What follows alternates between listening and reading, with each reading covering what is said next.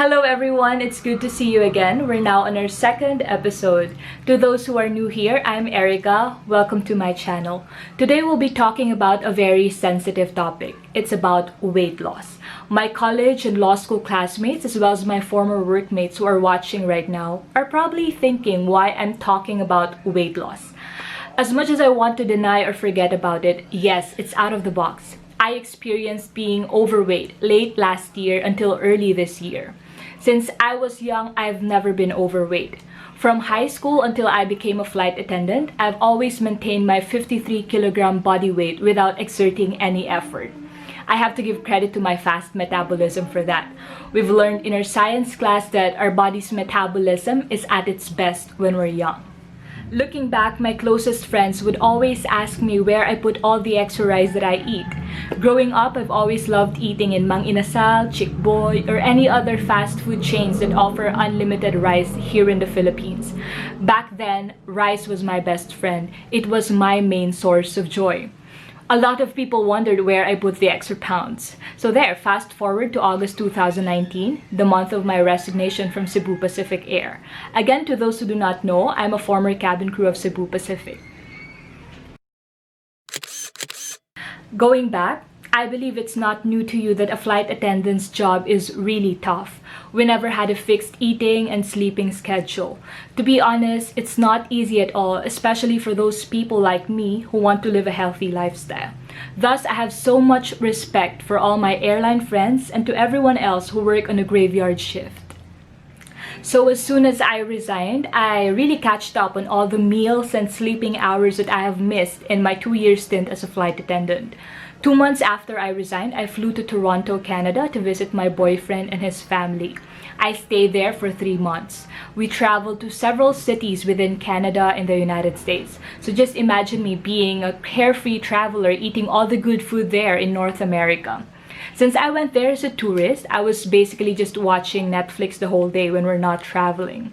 And the funny part is that there's a gym in our place and I've brought several workout clothes in my luggage. But I kept on procrastinating until my 3-month vacation came to an end. And to my surprise, I've never even touched my sportswear throughout my entire stay there in Canada. Time went by so fast and I had to go back home. So I flew back and arrived in Manila on January 2. The day after my arrival, my family and I attended a birthday party, and that's where these photos were taken. That's when my relatives noticed my weight gain. All of them would keep telling me that I got fat, they didn't recognize me, what happened to me, and many other disturbing comments. That was the first time I got called fat in my entire life. It was actually very embarrassing. Due to that, I started becoming concerned about my weight, which was also a first for me. As soon as we arrived home that day, I looked for a weighing scale and weighed myself. It felt like a nightmare to see that I was already 70 kilograms. Among many things, my BMI would surely not lie to me. I was overweight. I couldn't accept it, but I had to because, one of the most mature things to learn in life is acceptance. We cannot move forward or solve a problem without first accepting the situation. So that's exactly what I did. I accepted the fact that I was overweight on January 3 of this year. But I told myself that I'm not settling for it. So that's where we draw the line between merely accepting something and just taking it as it is, or accepting something but not settling for it. In my case, I chose the latter because I still have a lot of plans in life, and becoming overweight would be a liability. Let's be honest here, the health risks of becoming unhealthy or overweight are quite overwhelming. There's diabetes, obesity, heart complications, and many more to mention. It's a personal choice that we have to make, and for me, I chose to fight for my good health. So that night of January 3, there were so many thoughts running through my head. I was having a hard time thinking of my plan of action. I could go to the gym, join Zumba sessions, enroll in martial arts, join fun runs, and the list goes on. Though an important factor to consider is the financial side of it, because obviously, if you enroll in too many activities, you'll end up spending so much on membership fees, monthly rates, etc. So personally, I had to decide on which activity would be multifunctional for me. What I'm trying to say is that I should enroll in an activity which could help me lose weight and at the same time It should also have other benefits. So I chose Taekwondo.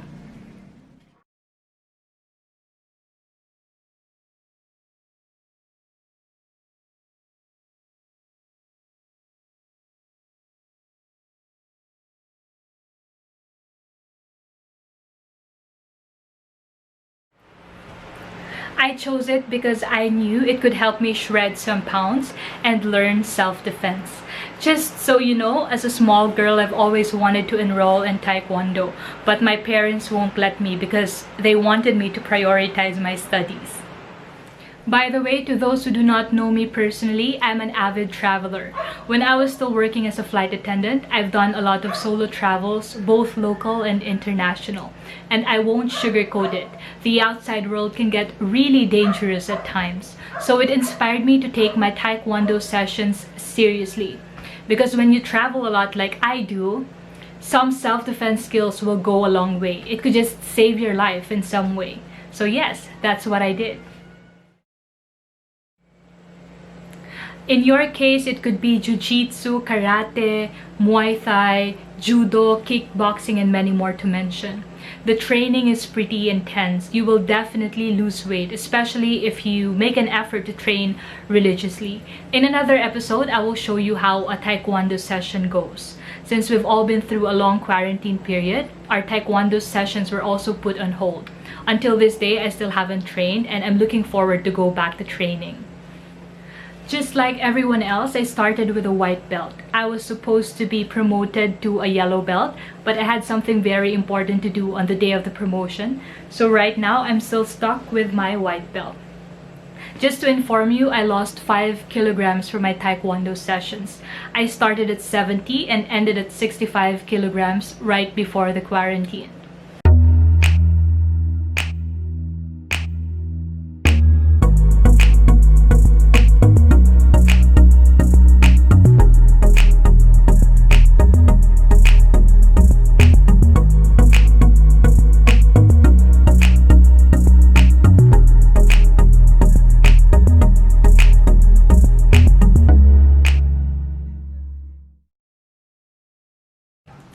Just a week before the Philippine government implemented the community quarantine, I was able to go on a hike at Hulugan Falls. I was able to film it and I will share it with you in a future episode. I lost a kilogram from it. Obviously, I'm a nature lover and hiking is such a pleasant activity. It makes you feel small and helps you appreciate nature in a deeper level. It's a diversion from the toxic life in the city. It's also a great avenue or way to start an active lifestyle. I will definitely go hiking again after this pandemic. I did this twice during the quarantine period. My first attempt was a minor fast. I did it for 5 days. I just had water, multivitamins, and 3 packs of Skyflakes per day. I will elaborate on this in the next video. A few weeks after my first attempt, I did a 1-week pure water fast. I was able to document the whole experience and will share it with you in the next episode. I don't know if I should be sharing the results of my fast right now. Okay, I'll share it anyway. I lost 3 kilograms in my first attempt and lost a total of 5.6 kilograms in my 1-week pure water fast. I will be uploading that video very soon. As soon as I recovered from my fast, I immediately started my daily home workout routine. Today, I will be showing you some of my daily exercises. I will also be sharing my complete home workout routine in the near future.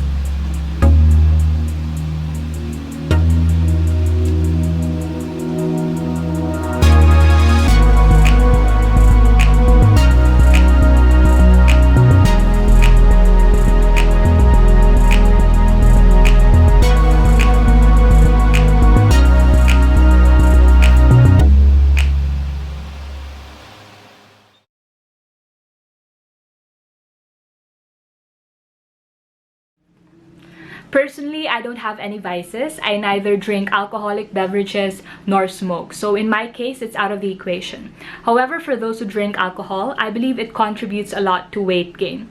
Anyways, the hard part for me was cutting on soda and chocolates. That was quite a struggle for me, but I was really determined to reach my goal. So I had to stick to the plan no matter how hard it was. With all my might, I was able to cut my soda and chocolate intake for a month. At the end of the day, this is a personal battle that you have to win over. Just always remind yourself of the reason why you wanted to lose weight in the first place. It was a very hard decision to make. I still can't believe I was able to control my urge to eat as much rice as I could. But I'm a living proof that if you badly want something, you'll do everything in your power to achieve it.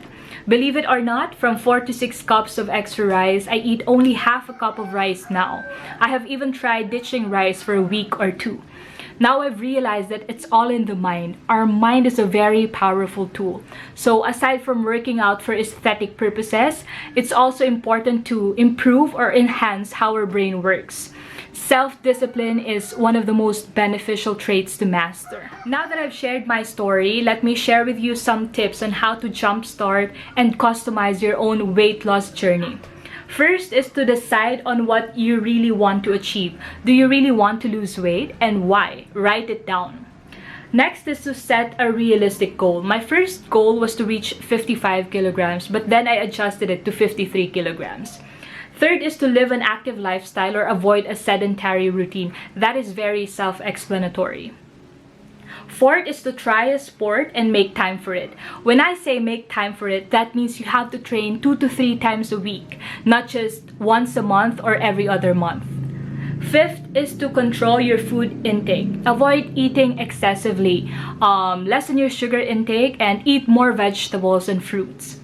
Sixth is to keep track of your progress. Use a weighing scale, a notebook, a whiteboard, or a corkboard. It's very motivational to see your goal and your progress on a daily basis. Seventh, consistency is the key.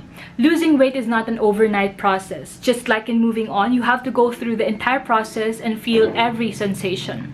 There's no shortcut or express way if you want long-lasting results. There will be times when you feel like you're not making any progress. Losing weight sounds easy, but when you're in that situation, you'll realize how difficult losing 1 kilogram really is.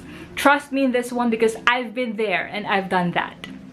Last but not the least, upon reaching your goal, do not go back to your old ways. It takes hard work and determination to maintain a fit and healthy body, but it's all worth it in the end. Before I say goodbye, let me share my 2 cents. Since I've been to both quadrants, I must say that gaining is a lot easier than losing weight. Taking control of your health is surely the best investment in this temporary world. Just a final reminder, please do keep in mind that a person's worth can never be measured by his or her weight. Let's respect people of all shapes and sizes. Let's be kind to everyone. We may never know what someone is going through. Kind words can make a huge impact to others. Always stay safe and let's aim to stay alive in this very challenging year. Together, we will heal as one. Goodbye, guys. Please do subscribe to my channel and I hope to see you again in our next episode.